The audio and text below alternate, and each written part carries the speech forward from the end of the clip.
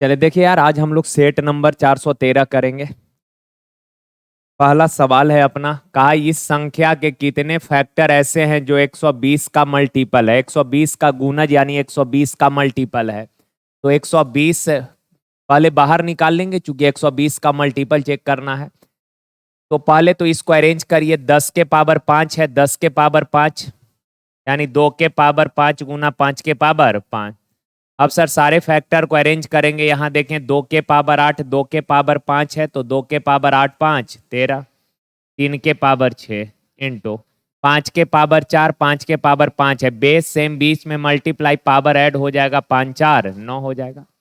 अब सर कहा कि इस संख्या के कितने फैक्टर ऐसे हैं, इस संख्या के कितने फैक्टर ऐसे हैं जो 120 का मल्टीपल है। तो 120 बाहर निकाल लेना पड़ेगा, और 120 होता है 15 अठे 120 यानी 8 और 15, 120 होगा ना हो तो 8 कहने का मतलब 2 के पावर 3 8 तिया 24 पचे 120, तो 120 बाहर निकाल लेते हैं। अब 2 के पावर 13 है, यहाँ 3 बाहर रख लिए तो अंदर बच जाएगा 2 के पावर 10। यहाँ 3 के पावर, चूंकि एक ठो बाहर कर लिए हैं तो 5 बचेगा। 5 है, एक ठो बाहर किए हैं तो बचेगा 8 ठो। तो ये हो जाएगा 120 इंटू 2 के पावर 10 गुना 3 के पावर 5 गुना 5 के पावर 8। अब एक बात बताइए, का इस संख्या के कितने ऐसे मल्टीपल हैं जो कितने ऐसे फैक्टर हैं जो 120 का मल्टीपल है। तो सर इस संख्या के जितने भी फैक्टर होंगे वो सब 120 का मल्टीपल ही होगा ना, क्योंकि 120 गुना समथिंग है। 120 गुना समथिंग यानी इस संख्या के जितने भी फैक्टर आएंगे वो सब 120 का मल्टीपल होगा। और आप सबको पता है कि अगर गुणनखंडों का संख्या निकालना होता है तो पावर में एक अपने मन से जोड़कर मल्टीप्लाई। तो यहाँ 10 है तो हो जाएगा 11, 5 है तो 6, 8 है तो 9, 11 छक 66, 6 नमा 54, 6 नमा 54, 5 59। यानी इस संख्या के कितने फैक्टर आ गए, 594 फैक्टर। और इसके जितने भी फैक्टर हैं वो सब 120 के क्या होंगे, मल्टीपल, यानी 594 का वृत्त पर स्थित चाप 18 सेंटीमीटर लंबा है, जो केंद्र पर 28.8 डिग्री का कोण बनाता है। देखें यार, का सर एक सेक्टर है ये, और इस सेक्टर के चाप का जो ये लंबाई है, इसके चाप का लंबाई दिया है 18 सेंटीमीटर, और ये चाप जो है केंद्र पर 28.8 डिग्री का एंगल बना रहा है। तो कहा वृत्त का परिधि ज्ञात करें। अच्छा एक बात बताइए, तो 18 सेंटीमीटर या फिर ऐसे बोल सकते हैं 28.8 डिग्री वाले, 28.8 डिग्री वाला जो ये सेक्टर है, इसके चाप का लंबाई है कितना सेंटीमीटर, 18 सेंटीमीटर। तो वृत्त का परिधि पूछा है, और वृत्त के केंद्र पर कितना कोण बनता है, 360 डिग्री। तो 28.8 डिग्री वाला का लंबाई है 18 सेंटीमीटर, तो पूरा 360 डिग्री वाला का लंबाई कितना होगा। तो 360 का वैल्यू निकालिएगा, 18/28.8 गुना 360, डेसिमल हटाइएगा और 10 कर देते हैं, ओके ना। काटिएगा, 9 तिया 27, 9 दूना 18, 9 चौक 36, 8 चौक 32, 8 पचे 40, 2 दूना 4, 2 नमा 18, 2 पचे 10, तो 5 पचे 25 नमा 225 सेंटीमीटर। तो 228.8 डिग्री वाला का लेंथ है 18 सेंटीमीटर, वृत्त का परिधि, और वृत्त के केंद्र पर 360 डिग्री का कोण बनता है। तो 360 डिग्री वाले चाप का लंबाई कितना, तो 255 सेंटीमीटर। देखें यार, का एक गांव में 55% पुरुष और 35% महिलाएं विवाहित है, ओके ना। मान लेते हैं यार ये मेल का संख्या m है और फीमेल का संख्या f है। कहा कि गांव में जितने भी पुरुष हैं उनमें से 55% पुरुष विवाहित है, तो मेल का 55% शादीशुदा है और फीमेल का 35% शादीशुदा है। और आगे बोला है कि ऐसा माना जाता है कि किसी भी व्यक्ति ने एक से अधिक विवाह नहीं किया है। इसका मतलब है कि जितने पुरुष शादीशुदा हैं उतने ही महिला शादीशुदा होगी, ओके ना। तो बराबर 5 से 11, 5 से 7।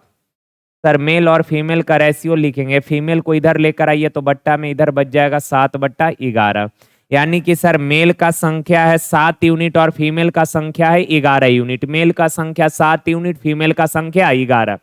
कहा कि सर आगे बताइए कुल जनसंख्या का कितना प्रतिशत विवाहित है। एक बात बताइए ना, जितना मेल है उसमें से शादीशुदा है क्या परसेंट, तो 55%। तो 7 का 55% निकालिएगा, पॉइंट में आएगा। पॉइंट से बचने के लिए 2 जीरो ऊपर लगा लेते हैं, तो नीचे भी 2 जीरो लगाना पड़ेगा सर, है ना। अब 700 का 55% निकालिएगा तो 385 हो जाएगा, ओके ना। और फीमेल का निकालने का जरूरत ही नहीं है, क्योंकि जितना पुरुष शादीशुदा है उतना ही महिला भी शादीशुदा होगी। लेकिन अगर फिर भी आप चाहते हैं तो निकाल सकते हैं कि जितने फीमेल है उनमें 35% शादीशुदा है, तो 1100 का 35% निकालिएगा, इतना ही आएगा। फिर भी निकाल लीजिए, परसेंट से 2 जीरो कैंसिल, 11 पचे 55, 11 तिया 33 है, 33 5 38, 11 तिया 38 हो जाएगा, यानी 385। तो आप बताइए का कुल कितने प्रतिशत जनसंख्या विवाहित है? 2 पचे 10, 2 अठी 16, 17, 2 तिया 6, यानी कि 770 लोग शादीशुदा है। टोटल कितने में से? 1800 में से। परसेंट तो 100 से गुना, 2 जीरो से 2 जीरो, 2 से 9 बार में, 2 तिया 6, 2 अठी 16, 2 पचे 10, 9 से डिवाइड करेंगे सर, 9 चौक 36, हाथ में रहा 2, 9 दूना 18, 42 पॉइंट समथिंग, 42 पॉइंट समथिंग पूर्णांक में दिया है, तो 42 पॉइंट, सॉरी 42 पूर्णांक 7/9%। A plus B plus C plus A का वैल्यू दिया है, रेशियो में दिया है, ठीक है ना। अब यहां से देखें यार, बेसिक तो कर ही लेंगे, लेकिन अब डायरेक्ट ए बी और सी का अगर रेशियो आप लिखना चाहते हैं, देखें A plus B is to B plus C plus A दिया 5 12 11, और अगर ए बी सी का वैल्यू निकालना चाहते हैं तो पहला काम ये करिए, डायरेक्ट अगर करना है तो, नहीं तो बेसिक तो हो ही जाएगा। ए का अगर वैल्यू निकालना है तो ए कहाँ कहाँ है वो देखिए, तो आप बोलेंगे सर ए यहाँ है और यहाँ है, तो सर जहां जहां ए है उसको ऐड करिए, और जिसमें ए नहीं है उसको घटा दीजिए। तो यहाँ फर्स्ट और लास्ट में है, तो 5 और 11 16 में से 12 जाएगा 4। बी का वैल्यू निकालना है तो जिस जिस टर्म में बी होगा उसको ऐड कर लीजिए, बाकी को घटा दीजिए सर। यहाँ फर्स्ट और सेकंड में बी है, तो 11 और 5 17 में से 11 गया। सी का वैल्यू निकालना है तो सी इन दोनों में है, तो 12 और 11 23 में से 5 गया, सी का वैल्यू 18। छोटा करना है कर लीजिए, 2 दूना 4, 2 तिया 6, 2 नमा 8। अब का 1/A/1/B/1/C, ए बी सी का रेशियो पता हो ही गया, तो ए प्लस बी प्लस सी इसका कोई यूज नहीं है, डायरेक्ट वैल्यू रख लीजिए। 1/A यानी कि 2, 1/B यानी 3, 1/C यानी 9। तो सर इन सब में कितना से गुना कर दें? तो 18 से कर दें सर, यस। 2 नमा 18, 3 छक 18, 9 दूना 18, 9 6 2, 9 6 2, ऑप्शन डी।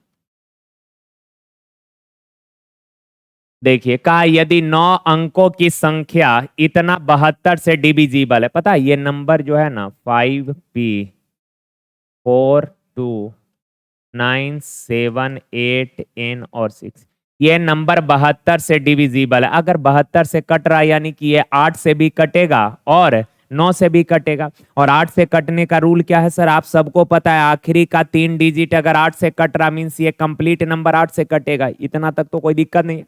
अब आगे कहा है कि सर 2P-1 का वैल्यू क्या होगा जहां n के सभी संभावित मानों में से दूसरा सबसे बड़ा मान है। कहा कि n के जितने भी वैल्यू पॉसिबल है ना सर, उसमें से n दूसरा सबसे बड़ा वैल्यू आपको लेना है।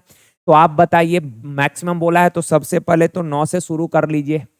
9 लीजिए तो n का वैल्यू अगर 9 लेंगे तो 8 से मेरे भाई 88 और 16 कट जाएगा, 9 लेंगे तो हो जाएगा। अच्छा 8 लीजिए तो 8 लेंगे तो सर 11 8 88, 6 नहीं कटेगा। 7 लीजिए, 7 अगर लेंगे तो 80, 7 अच्छे 76 नहीं कटेगा।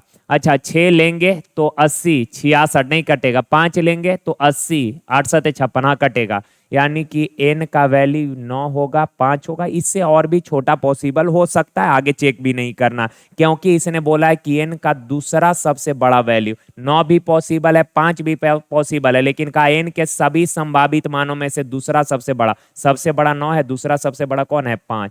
तो 5 लेना पड़ेगा, n का वैल्यू कितना लेना पड़ेगा? 5। 9 का कोई यूज नहीं है 5।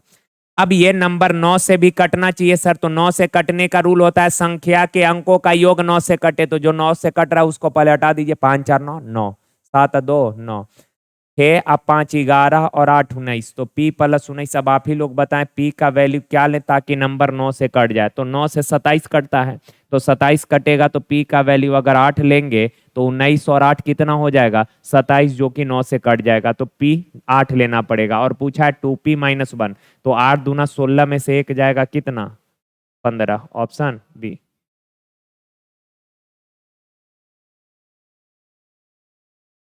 देखिए कहा किसी स्कूल में अध्यापक लड़के और लड़कियों का अनुपात 1:7:5 है, यानी कि प्रिंसिपल का संख्या 1 यूनिट, बॉयज का संख्या 7 यूनिट और गर्ल्स का संख्या 5 यूनिट। कहा सर 8 नए अध्यापक के आने तथा 9 लड़कियों के स्कूल छोड़ने के बाद अध्यापक और विद्यार्थी, ध्यान से ये वाला चीज देखिए, कहा अध्यापक और विद्यार्थी का रेशियो 1:7 हो गया। तो एक बात बताइए, कहा कि 8 प्रिंसिपल आ गए और 9 लड़कियां चली गई, सॉरी 8 प्रिंसिपल आ गए सही है, 9 लड़कियां स्कूल से चली गई, तो अध्यापक और विद्यार्थी का रेशियो 1:7 हो गया। एक बात बताइए, पहले प्रिंसिपल का संख्या कितना था 1, और पहले लड़का था 7, लड़की का संख्या था 5, तो विद्यार्थी का संख्या यानी स्टूडेंट का संख्या कितना होगा, तो 7 5 12। कहा सर 8 प्रिंसिपल आ गए और 9 गर्ल्स चली गई, जिसके कारण रेशियो हो गया 1:, टोटल स्टूडेंट है, लास्ट वाला सेकेंड रेशियो में स्टूडेंट दिया है कितना 7। अब यहां से ये क्रॉस अप्लाई कर लीजिए सर, 7 एकम 7, 12 एकम 12, अंतर कितना 5 का। कई बार ऐसा सवाल किए हैं। 7 8 56 और 11 1 गुना 9 9, और आप सबको पता है कि सर प्लस माइनस दो चिन्ह है तो डिफरेंस जुटेगा, 56 और 9 65 हो जाएगा, यानी 5 यूनिट का वैल्यू कितना हो जाएगा 65। अब सवाल कहा कि बताइए बची हुई लड़कियों की संख्या ज्ञात करें। अच्छा एक्चुअल में गर्ल्स कितना थी, तो एक्चुअल में गर्ल्स थी 5 यूनिट, एक्चुअल में कितना गर्ल्स थी 5 यूनिट, और 5 का वैल्यू कितना आया है 65, यानी कि पहले गर्ल्स का संख्या 65 था, पहले गर्ल्स का संख्या कितना था 65। सवाल कहा कि बची हुई लड़की, तो सर शुरुआत में जितना लड़की थी इसने तो क्लियर ही कर दिया कि 9 लड़की चली गई है, तो 65 लड़की थी उसमें से 9 लड़की चली गई, तो सर बची होगी कितना लड़की 56 लड़की, ऑप्शन सी। अच्छा सवाल था ये। देखिए तो कहा साधारण ब्याज पर कोई धनराशि 6 साल में 59,200 रुपए और 10 साल में 72,000 रुपए हो जाती है। अच्छा 59,200 थी, मतलब पैसा था 59,200 और 10 साल में हो गया 72,000, तो 4 साल में कितने का ब्याज मिला, तो जीरो, सर जीरो। 8 9 3 12 2, और यहाँ है, यानी 4 साल में 12,800 रुपए का ब्याज मिला। अच्छा 4 साल में 12,800 का, तो 1 साल में कितने का ब्याज मिला होगा, 4 से डिवाइड कर दीजिएगा तो 3200 का ब्याज मिला है 1 साल में। ओके। अब आगे सवाल में कहा यार कि यदि ब्याज का दर 2% अधिक होता तो ज्ञात करें कि कितने वर्षों में वह धनराशि 76,000 हो जाती। वह धनराशि यानी प्रिंसिपल की बात कर रहा है, तो प्रिंसिपल निकालना पड़ेगा। एक बात बताइए यार, अपना जो भी पैसा था वो 4 साल, सॉरी 6 साल में अगर 59,200 हो जा रही थी, 59,200 हो जा रही थी, यानी ये अमाउंट दिया है ना, तो सर पहले तो जानना पड़ेगा कि 6 साल में ब्याज कितना मिलता होगा। तो 1 साल में 3200 रुपया, तो 6 साल में ब्याज कितना मिलेगा, तो 6 दूना 12 18 19 192 पर 2 जीरो, इतना का ब्याज 6 साल में मिलेगा। मिश्रधन है 59,200, तो प्रिंसिपल कितना हो जाएगा, 59,200 में से 19,200 घटा दीजिएगा, 4,000 प्रिंसिपल आ गया। 4,000 40,000 40,000। अब आगे कहा कि रेट 2% अधिक होता तो कितने वर्षों में वह पैसा 76,000 हो जाती। कोई बात नहीं, तो पहले रेट निकाल लेते हैं। अच्छा आप बताना 1 साल में ब्याज कितना मिल रहा था, तो 3200 रुपए का ब्याज 1 साल में मिल रहा था। ब्याज किस पर मिलता है, मूलधन 40,000 पे, परसेंट 100 से गुना, 2 जीरो से 2 जीरो 4 8 32, यानी कि रेट क्या परसेंट 8% रेट आ गया। का रेट 2% बढ़ जाता, रेट 2% बढ़ जाता तो नया रेट कितना हो जाता 10%। कहा कि वह धनराशि कितने वर्षों में 76,000 हो जाती है। तो आप बताइए अपना पैसा था 4,000 रुपया, जो कहा 10% के दर से कितने वर्ष में 76,000 हो जाएगा, तो ब्याज मिलेगा 4,000 40,000, अगर 76,000 हो रहा है तो ब्याज मिलेगा कितने का, तो आप बोलेंगे सर जी 36,000 का ब्याज मिलेगा। कितने का, 4,000 घटाना 36,000, और 36,000 का ब्याज मिलेगा, तो ब्याज बराबर होता है पी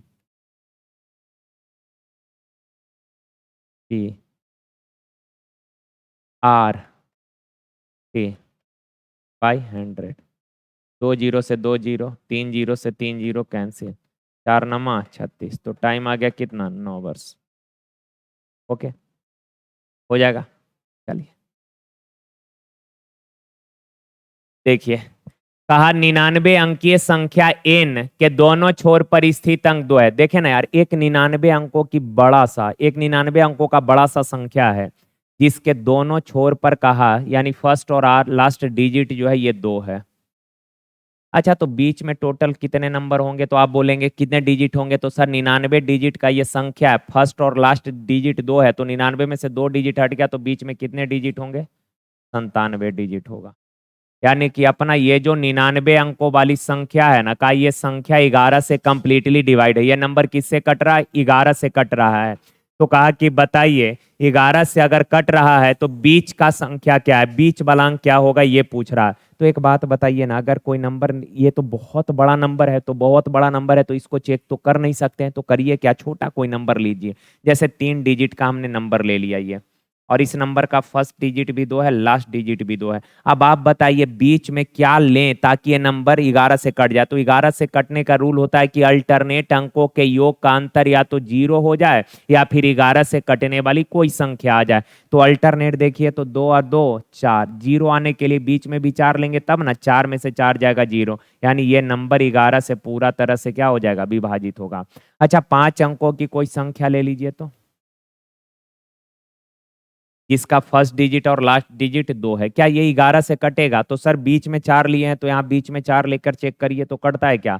तो सर अल्टरनेट अंकों के योग का अंतर, यहाँ 2 और 4 6 या 2 8, यहाँ 4 और 4 8, 8 और 8 का अंतर कितना हो गया, 0। यानी कि बीच में अगर 4 लेंगे, बीच में 4 लेंगे तब ये नंबर किससे, 2 अंकों 3 अंकों की संख्या है, बीच में 4 लेंगे तो भी कटेगा। 5 अंकों का संख्या, बीच में 4 4 रखते जाइएगा तो भी 11 से कटेगा। तो 99 अंकों का जो संख्या होगा उसके बीच में अंक कितने होंगे, 4। का ए बी से x% अधिक है, ए सी से y% कम है और बी सी से z% कम है, तो x y और z के बीच संबंध ज्ञात करना है। अच्छा, यहाँ कंपैरिजन किया है ए बी सी और सी ए के बीच में, तो आपको एक चीज रेशियो वगैरह पढ़े होंगे तो ध्यान में होगा। अगर आप बताना a बट्टा बी इंटू बी बट्टा सी इंटू सी बट्टा ए लिख दें, तो क्या इन तीनों भिन्नों का प्रोडक्ट ए 1 आएगा, क्या इन तीनों का प्रोडक्ट बी से बी, सी से सी, ए से 1 आ जाएगा क्या, आप बोलेंगे सर आ जाएगा। आ जाएगा तो बढ़िया। अब देखिए, तो कहा ए बी से x% अधिक है, ए जो है बी से x% ज्यादा, तो बी अगर 100 है तो x% ज्यादा, यानी ए कितना होगा, 100 प्लस। कहा कि सर बी सी से z% कम है, यहां दिया बी सी से z% कम है, बी सी से कम है, तो सी अगर 100 है तो इससे z% कम, यानी 100 माइनस जेड होगा। आगे का सी ए से, सॉरी, ए सी से 22% कम, ए सी से कम है, सी से, सी ऊपर है सर, सी ऊपर है, ए सी से 22% कम है, तो सी अगर 100 है तो ए 22% कम, यानी कितना होगा, 100 माइनस 22, और इन सब का प्रोडक्ट 1 आएगा। अब कहा जेड के फॉर्म में आंसर पूछा, चूंकि जेड बराबर दिया तो जेड के फॉर्म में 100 से 100 कट गया, सबको उधर ले जाइए, जेड को इधर रख लीजिए, तो 100 माइनस जेड बराबर ये है 10, 100 सॉरी 100, और ये है 100 माइनस बाई, मल्टीप्लाई होके दाएं साइड चला जाएगा, तो 100 इंटू 100 माइनस बाई, और बट्टा में ये नीचे आ जाएगा, तो 100 प्लस 6। अच्छा, सबको इधर लाइए, तो ये 100 है ना, ये 100, जेड उधर चला जाएगा, ये इधर आएगा, तो 100 में से ये इधर आ जाएगा, घटेगा, तो 100 इंटू 100 माइनस बाई, और बट्टा 100 प्लस बाई, अब बराबर में जेड। अच्छा, यहाँ से देखिए, तो अगर सर यहाँ से आप कॉमन कर लीजिएगा 100, 100 अगर कॉमन कर लेंगे तो अंदर में क्या बच जाएगा, तो 1 माइनस 100 माइनस बाई, और बट्टा में क्या बच जाएगा, तो 100 प्लस बाई है एक्स ना, यहाँ एक्स रहेगा।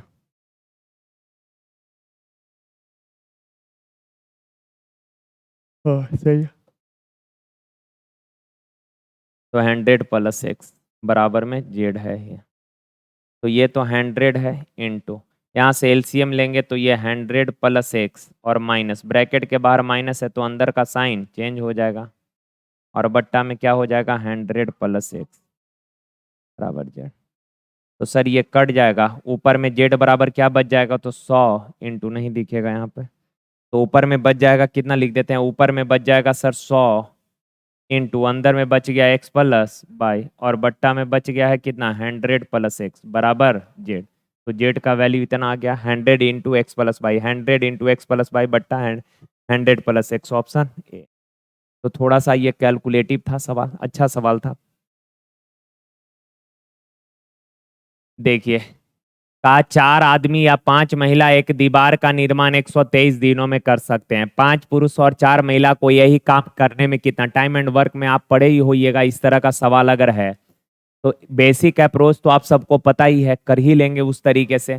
इस तरह का सवाल अगर है एंड और वाला तो एंड वाला जो होगा डेटा वो ऊपर में और वाला डेटा नीचे में, एंड वाला डेटा ऊपर और वाला डेटा नीचे। कहा 4 आदमी या 5 महिला, तो ये या वाला डेटा है। 4 आदमी 5 महिला दीवार का निर्माण 123 दिन में कर सकते हैं। 5 पुरुष और 4 महिला को यही काम कितने दिन करने में लगेगा। तो और वाला ऊपर तो 5 ऊपर, या वाला नीचे प्लस और 4 महिला है तो ऊपर या 5 महिला तो नीचे।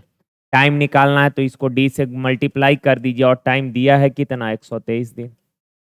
सॉल्व करिएगा यार। 5 चौक 20, एलसीएम 5 पचे 25, 4 चौक 16, 25 और 16 41 इंटू डी बराबर 123।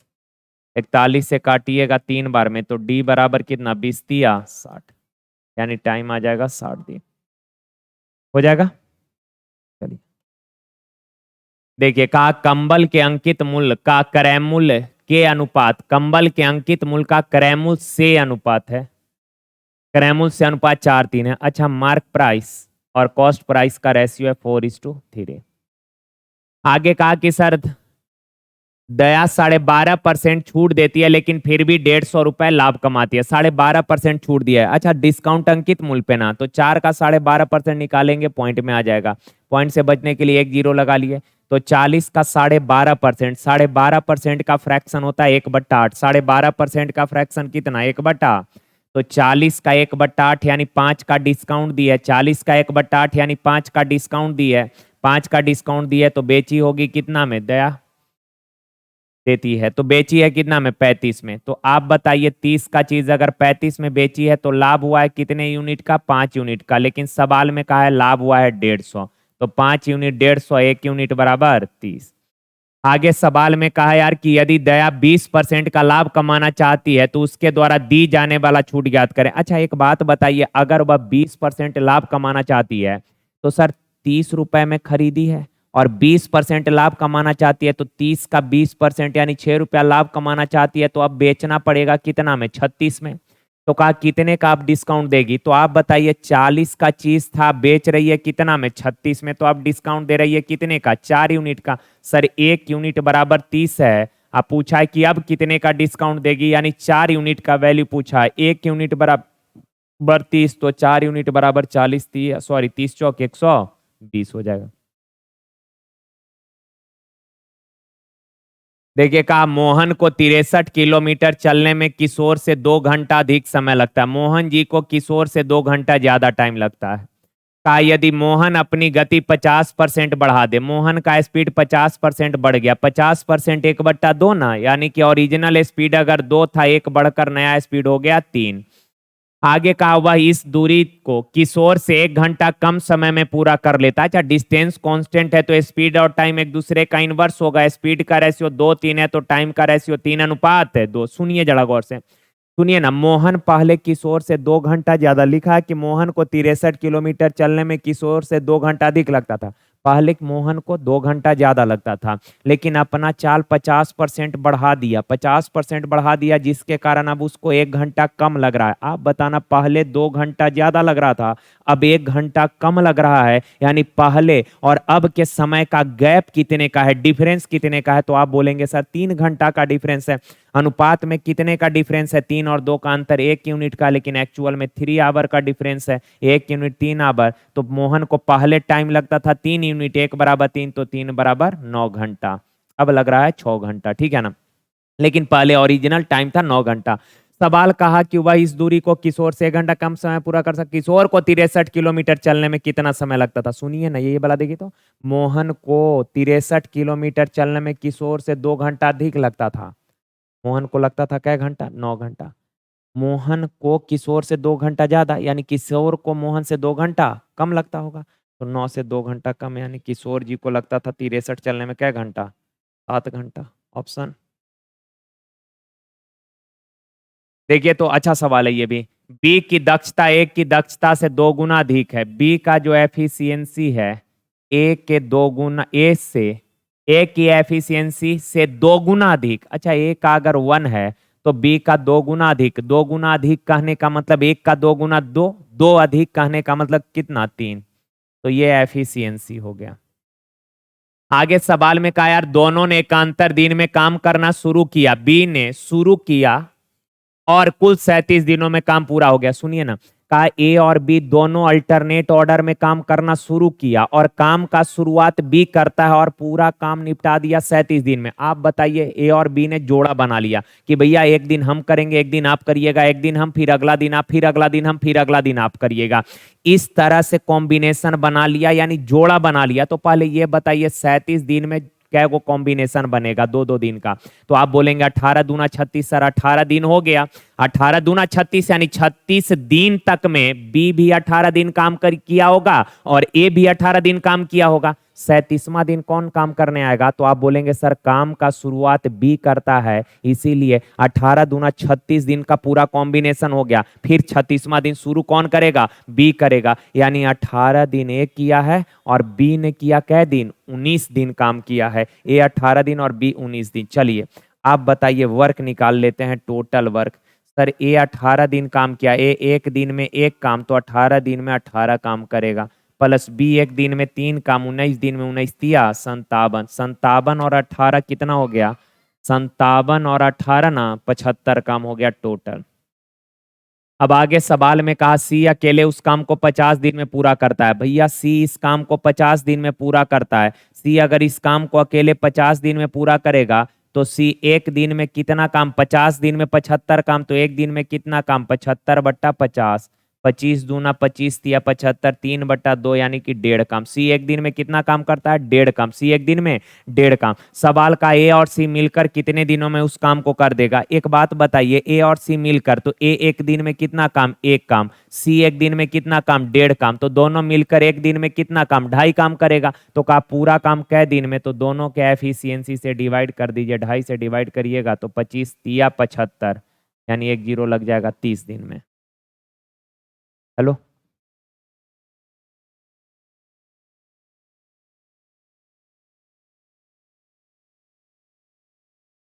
देखिए कहा जब एक पूर्णांक n को 8 से विभाजित किया जाता है तो शेष 3 बचता है। तो 6n-1 को 8 से विभाजित किया जाए तो शेष क्या होगा? आप सबको पता है, ऐसे सवालों में काफी फेमस है ये सब, कि जो चेंज नंबर में बोलेगा वही चेंज उसके रिमाइंडर के साथ करेंगे।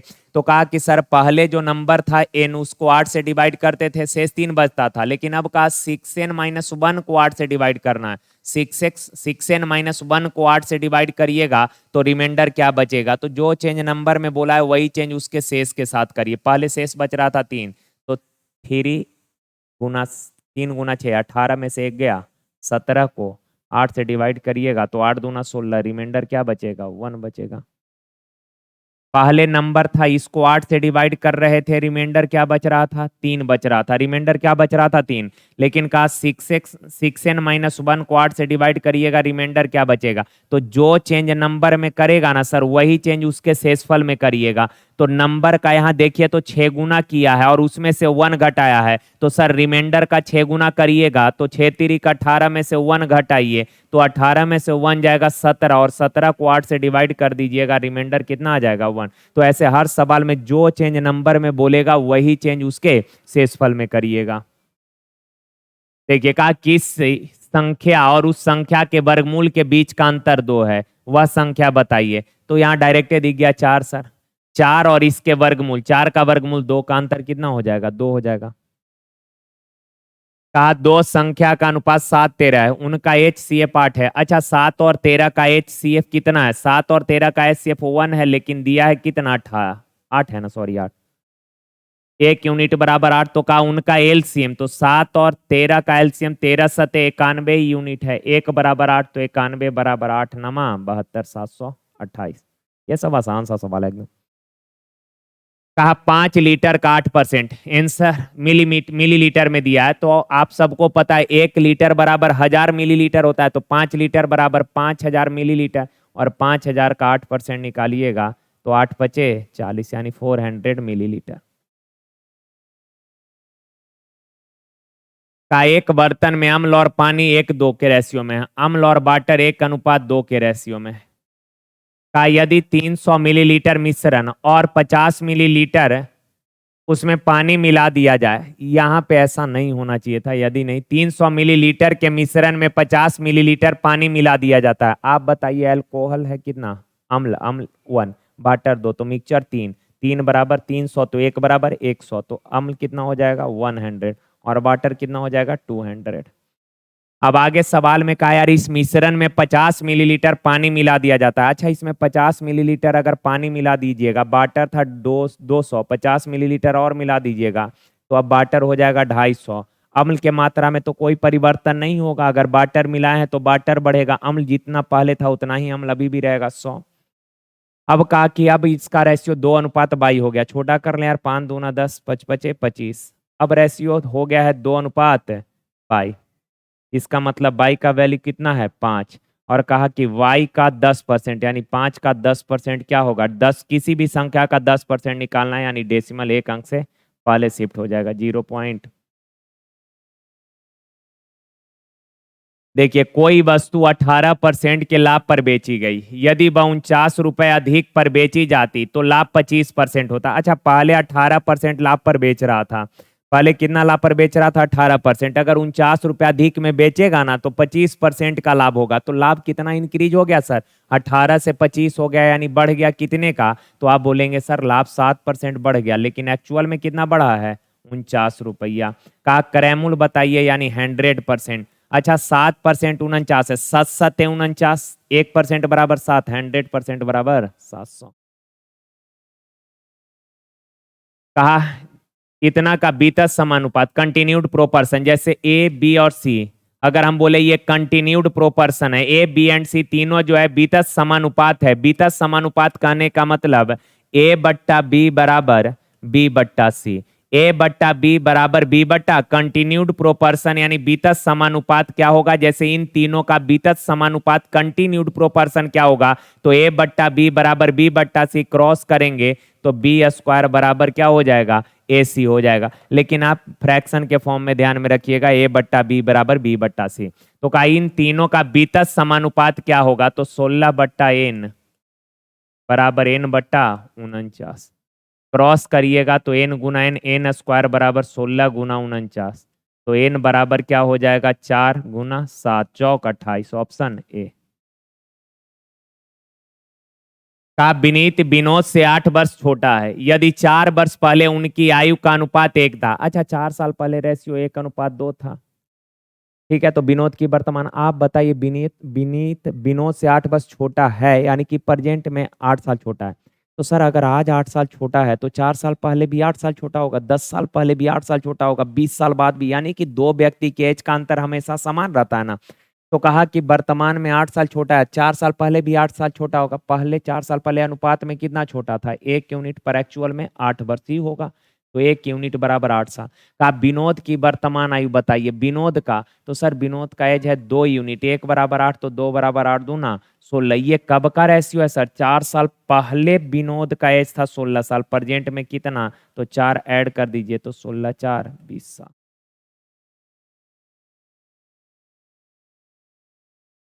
देखिए कहा 300 और 400 रुपए पर केजी मूल्य वाली चाय का दो किस्म को क्रमशः किस अनुपात में मिश्रित किया जाना चाहिए कि मिश्रण का मूल्य 320 रुपए पर केजी हो जाए। एक आसान कितना है वो, पहला प्रकार के चाय का रेट दिया है, दूसरा प्रकार के चाय का रेट दिया है, दोनों को मिलाकर जो मिक्सचर बनेगा इसका भी रेट दिया है 320। अब इन दोनों का अंतर 20 हो जाएगा और इन दोनों का अंतर कितना 80 हो जाएगा, 20 चौक 80, 20 एकम 20, तो 4:1, ऑप्शन।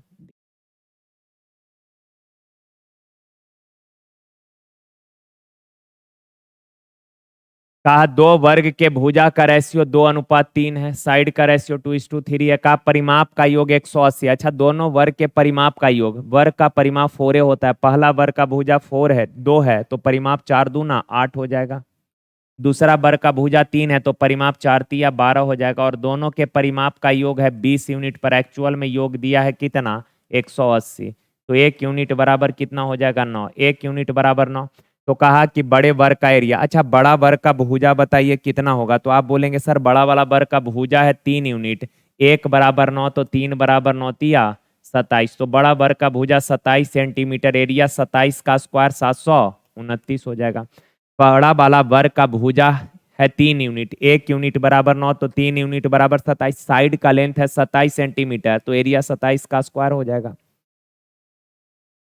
का मनोज और उसकी पत्नी स्वाति एक कुएं से पानी निकालकर एक टंकी भरते हैं। मनोज 4 मिनट में 5 लीटर, अच्छा 4 मिनट में 5 लीटर, मनोज जी जो है ये 4 मिनट में 5 लीटर, तो 1 मिनट में 5/4 लीटर भरेंगे। अच्छा उसकी पत्नी स्वाति जो है 5 मिनट में 4 लीटर, 5 मिनट में 4 लीटर, तो 1 मिनट में 4/5 लीटर। तो दोनों मिलकर 1 मिनट में कितना भर देंगे, 41/20। दोनों मिलकर 1 मिनट में इतना भरेंगे, और कोई भी वर्कर 1 मिनट में जितना काम करता है वो उसका एफिशिएंसी होता है। तो दोनों मिलकर 1 मिनट में इतना लीटर भरेंगे, तो कहा 205 लीटर कितने समय में, तो सर 1 मिनट में इतना 205 लीटर कितने समय में, दोनों के एफिशिएंसी से डिवाइड कर दीजिए। 41 से काटिएगा 5 बार में, तो 20 बचे 100 मिनट। देखिए क्यूब करना है इसका, यह है एक क्यू यानी 3a का होल क्यू, माइनस b³ यानी कि √2b का होल क्यू। अब पूरा सॉल्वे नहीं करना है, a³ माइनस b³ होता है a minus B, a minus B, a minus B, a minus B हर जगह। फिर a² plus ab plus b², a² यानी 3a का स्क्वायर करिएगा, 3a का स्क्वायर 9a², 9a², 9a सब में है। अच्छा सब प्लस में होना होगा ना, a³ minus b³ a minus B into a² plus ab plus b²। तो जहां जहां माइनस वाला ये खत्म करिए और ये खत्म करिए, अब इन दोनों में से होगा।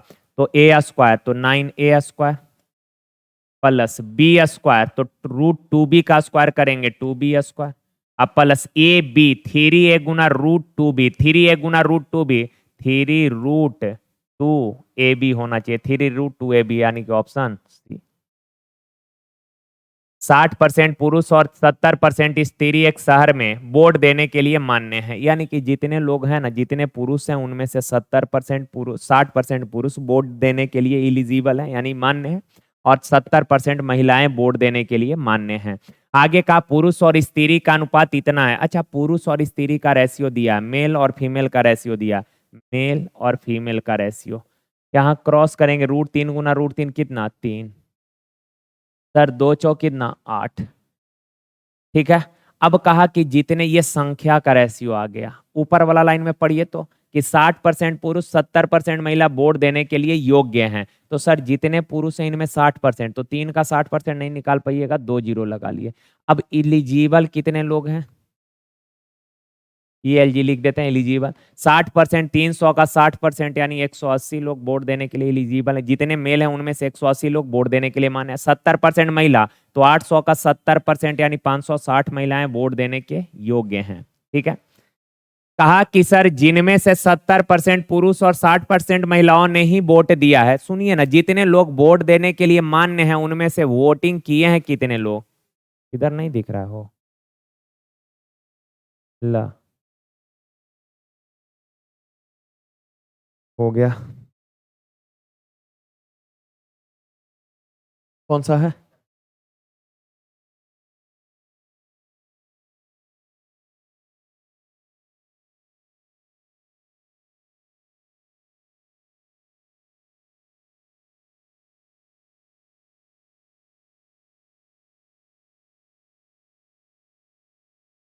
हम्म।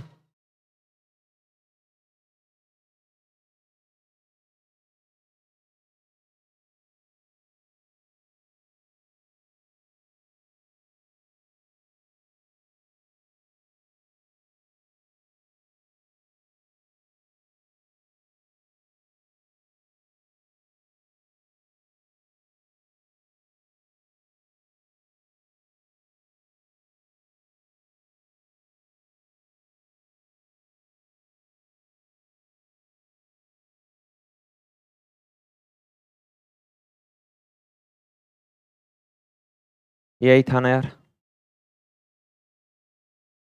अच्छा, संख्या मेल और फीमेल के संख्या का रेशियो क्या हो जाएगा? संख्या का रेशियो तो हो जाएगा सर √3 गुना √3 3 और 2 चौक 8। अब का 60% पुरुष वोट देने के योग्य हैं, 70% महिला वोट देने के योग्य हैं। तो योग्य जो लोग हैं निकाल लेते हैं। पुरुष 3 है, इसका 60% निकालिएगा, पॉइंट में आएगा, 2 जीरो लगा लेते हैं। 300 का 60% यानी 180 पुरुष वोट देने के लिए योग्य है, 70% यानी 560 महिला वोट देने के लिए योग्य है। अब आगे का 70% पुरुष और 60% महिलाओं ने वोट दिया, वोटिंग किया कितने लोगों ने ये देख लेते हैं। तो कहा कि सर 70% पुरुष ने वोटिंग किया, टोटल जितने लोग योग्य थे ना सब ने वोट नहीं दिया, जितने योग्य थे मात्र उनमें से 70% लोगों ने ही वोट डाले। तो 180 का 70% 126 लोगों ने वोट डाला और 60% महिलाओं ने वोट दिए, 560 महिला, टोटल महिला है 800, उसमें से वोट देने के लिए योग्य है 560 महिला और उनमें से भी केवल वोट दिए कितने लोगों ने? 60% महिलाओं ने। तो 560 का 60%, 6 छक 36, 3 ये बचे 30 3 33 इतने। अब कहा कि बताइए कितने लोगों ने, कितने परसेंट लोगों ने वोट डाले हैं? तो आप एक चीज देखिए, तो टोटल कितने लोगों ने वोट डाले हैं सर? 6 6 12, 3 2 5 और 1 6, 3 और 1 462 लोगों ने वोट डाले हैं। टोटल कितने में से? तो सर 110 में से, सॉरी 1100 में से, परसेंट 100 से गुना, 2 जीरो से 2 जीरो, 11 चौक 44, 11 दूना 22, यानी कि 42% लोग ऐसे हैं जिन्होंने वोटिंग किया है। ऑप्शन बी हो जाएगा। देखिए का वास्तविक हल है। अच्छा, वास्तविक हल है, इस द्विघात समीकरण के हल वास्तविक हैं यानी कि मूल वास्तविक हैं, रियल हैं। तो b² - 4ac is greater than 0। b का वैल्यू कितना है सर? x का कॉफिशियंट b होता है, तो -4 का स्क्वायर करिएगा 16, -4, a का वैल्यू कुछ नहीं है यानी कि 1 है, कुछ नहीं यानी 1। तो सर और c का वैल्यू है 4b इज ग्रेटर देन। अच्छा, -4 चौक 16 भी उधर चला जाएगा तो इधर बचेगा 16 और 16 भी उधर जाके प्लस का हो जाएगा, 16 से 16 एक बार में, यानी कि 1 इज ग्रेटर देन बी, यानी कि बी इज लेस देन ए, यानी कि बी का वैल्यू 1 से छोटा है, बी 1 से छोटा है। देखिए का 5 संख्या का औसत 30 है। अच्छा, 5 संख्या का औसत 30 है तो योग 30 बचे 150 होगा। का एक संख्या निकाल दी गई, तो 5 संख्या में से एक निकाल दिए, बचा 4 संख्या और उनका औसत 31 है, तो योग हो जाएगा कितना? 124। निकाली गई संख्या, पांचों के योग में से 4 संख्या का योग घटा देंगे, निकाली गई संख्या आ जाएगा 26। देखिए तो कहा त्रिभुज के कोण एपी में है, यदि सबसे छोटे कोण का माप सबसे बड़े कोण से 50 डिग्री कम है तो सबसे बड़ा कोण ज्ञात करें। अच्छा, 3 कोण एपी में है, छोटे कोण का माप बड़ा से कितना डिग्री कम है? 50 डिग्री। तो ऑप्शन से कर सकते हैं, अगर 80 लेंगे, सबसे बड़ा पूछा है ना, तो 80 लेंगे तो इससे 50 कम 30 हो जाएगा, 80 हो जाएगा, ठीक है। और तीनों कोनों का योग होता है 180 डिग्री, तो 80 या 30, 80 या 30 110, तो बच गया 70। क्या ये एपी में है? तो आप बोलेंगे सर एपी में तो है नहीं, ये खत्म हो गया। 85 अगर लेते हैं, सबसे बड़ा कोण 85 लेते हैं, तो छोटा वाला इससे 50 कम कितना हो जाएगा? 35। अच्छा, त्रिभुज के तीनों कोनों का योग होता है 180, दो कोण मालूम है, दो कोण मालूम है कितना? तो ये हो जाएगा 120, तो बच गया कितना? 60। तो इससे कितना ज्यादा है सर? ये 25 ज्यादा है। इससे ये कितना ज्यादा है? तो सर ये भी 25, यानी एपी में है तो सबसे बड़ा कौन कौन हो जाएगा? 85 हो जाएगा। ओके। का कोई धनराशि इतने इतने वर्षों में इतना गुना हो जाती है। अच्छा, पहले तो ये जो टाइम दिया है इसको थोड़ा देखना पड़ेगा। ब्रैकेट वाला को अगर आप देख पा रहे हैं, ब्रैकेट वाला को देखिए, तो क्या ये जीपी में है? 1/3 से गुना करेंगे तो आएगा इतना, इसमें 1/3 से गुना करेंगे तो ये आ जाएगा। तो ये तो जीपी में है, ये जीपी में है, और जीपी में सर अनंत पदों का योग होता है, इनफाइनाइट टर्म का योग होता है, अनंत पदों का योग होता है, a/1 - r होता है। ओके ना? तो यहाँ पर देखिए तो सर ये तो 14 है, इंटू ये जीपी में है, तो जीपी में अगर है तो इसके अनंत टर्म का योग क्या होगा? ए यानी फर्स्ट टर्म 1 अब/1 - r, r यानी कॉमन रेशियो, जितना से गुना हो कर ये सीरीज आगे बढ़ रहा है, तो 1/3 से गुना करेंगे ये आएगा, इसमें 1/3 से करेंगे ये आएगा, तो 1/3। तो ये 14 गुना 3 एकम 3 में से एक गया 2, कितना? 2। अब बट्टा वाला 3 कहाँ चला जाएगा? ऊपर। 2 सते 14, 7 या 21 साल, यानी कोई धनराशि 21 साल में, कोई धनराशि 21 साल में हो गई है 6.25 गुना। एक और चीज समझिए, ये ध्यान में रखिएगा, 21 साल यहां से हटा रहे हैं इसको अब। अच्छा एक बात बताइए, हम बोले कोई धनराशि है, सपोज कोई धनराशि है यानी एक हो गई 5 गुना, हो गई यानी कि अमाउंट है 5, तो 1 रुपया अगर 5 हो गया तो बताइए ब्याज कितने का मिला है 4। हम बोले कोई धनराशि 10 गुना हो गई थी, एक हो गई यानी अमाउंट 10, तो बताइए यहाँ से ब्याज कितने का मिलेगा, तो आप बोलेंगे सर 9 का। समझ गए बात। तो एक तो प्रिंसिपल है, आज जितना हो गई तो अमाउंट में से प्रिंसिपल घटा देंगे तो ब्याज आ जाएगा ना। तो आप बताइए, कहा है कि सर कोई धनराशि 21 साल, यानी ये 21 है पूरा, तो 21 साल में 6.25 गुना हो गई यानी कि अमाउंट है, तो एक घटाइएगा तो बताइए यहाँ से ब्याज आ जाएगा, ब्याज आ जाएगा 5.25। इतने का ब्याज मिला है कितने वर्षों में, तो 21 वर्ष में। सवाल कहा कि बताइए वही धनराशि कितने वर्षों में 12.25 गुना हो जाएगा, 12.25 हो जाएगा, तो उसमें ये तो अमाउंट है ना, हो जाएगा यानी अमाउंट, इसका प्रिंसिपल एक घटाएंगे तो ब्याज कितना होगा, तो 11.25 का ब्याज कितने वर्षों में मिलेगा, यही तो पूछ रहा था आपसे। देखें यार, ये हो जाएगा 21 बट्टा 5.25 और गुना 11.2, डेसिमल तो हट ही जाएगा, 25 से काटिएगा, 25 दूना 25, 25 से कम, 25 दूना 50, 25 से कम 25, 25 चौक 100, 25 पचे 125, 21 से 21 कट जाएगा यानी 45 वर्ष। ओके ना। तो चलें आज के लिए यहीं तक मेरे प्यारे भाई, थैंक यू यार, धन्यवाद, थैंक यू।